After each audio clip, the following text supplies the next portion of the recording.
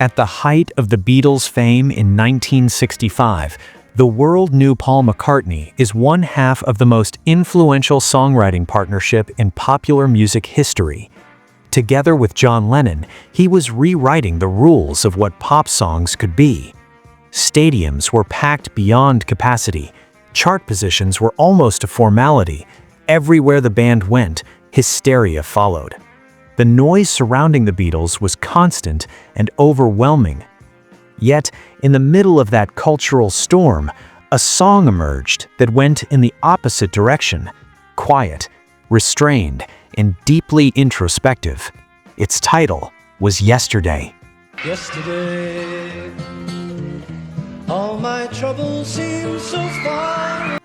There were no driving drums, no electric guitar solos, and no layered vocal harmonies that had become synonymous with the Beatles' sound. Instead, the song rested on McCartney's fragile vocal delivery, an acoustic guitar, and later, a carefully arranged string quartet. From that minimalist framework came one of the most recorded and enduring songs in the history of popular music. For George Martin, the classically trained producer who had guided the Beatles since their earliest recordings, Yesterday represented far more than commercial success.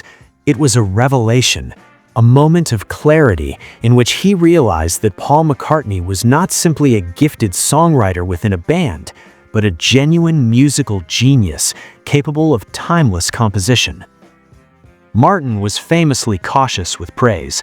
Over a career that spanned classical orchestras, jazz ensembles, and pop acts, he rarely labeled anyone a genius. When he later described Yesterday as proof of McCartney's extraordinary talent, it carried a weight that extended far beyond fan admiration. It was a judgment rooted in deep musical understanding. From dream to eternal song. The origin story of Yesterday feels almost mythical. McCartney is often recalled that the melody came to him fully formed in a dream. Upon waking, he was struck not by excitement, but with concern. The tune sounded so complete, so natural, that he was convinced he must have unconsciously borrowed it from somewhere else. Determined not to claim a melody that wasn't his, McCartney immediately sat at a piano and began playing it repeatedly, committing it to memory. Over the following weeks and months, he asked friends, fellow musicians, and industry professionals whether they recognized it. No one did. To prevent the melody from fading, he attached nonsense lyrics, light-hearted placeholders that became legendary in their own right. The song was temporarily known as Scrambled Eggs, a stark contrast to the emotional depth it would later carry. Only after McCartney was convinced of the melody's originality did he write the final lyrics, words filled with regret, longing, and the ache of lost innocence. Simplicity against the current of the time. By 1965, the Beatles were the embodiment of modern rock music. Their records were energetic, youthful, and loud.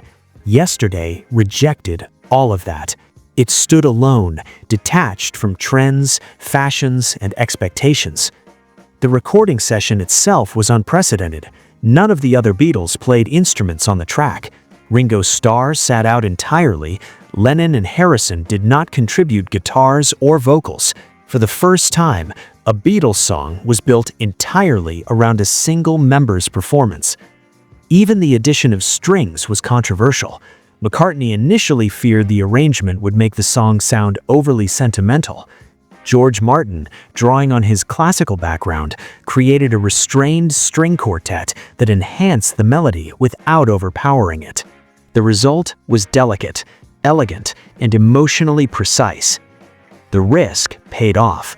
Yesterday sounded intimate, as if McCartney were confiding directly in the listener. Its emotional honesty cut through the noise of the era and revealed a depth rarely heard in pop music at the time. Why Yesterday proves McCartney's genius. To George Martin, the brilliance of Yesterday had nothing to do with complexity or technical showmanship. Its genius lay in instinct, a melody that feels inevitable, as though it has always existed. lyrics that resonate across cultures, generations, and languages, and the confidence to let silence and space carry as much meaning as sound. Yesterday demonstrated that a great song does not need volume, speed, or spectacle. It needs truth. More than a love song or nostalgic reflection, Yesterday became a bridge between popular and classical traditions, between personal vulnerability and universal emotion. It marked the moment when Paul McCartney stepped beyond the identity of pop star and entered the realm of composer. George Martin saw it from the very beginning. Time has done the rest.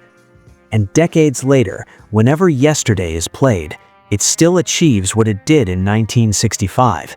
It speaks softly and goes straight to the heart.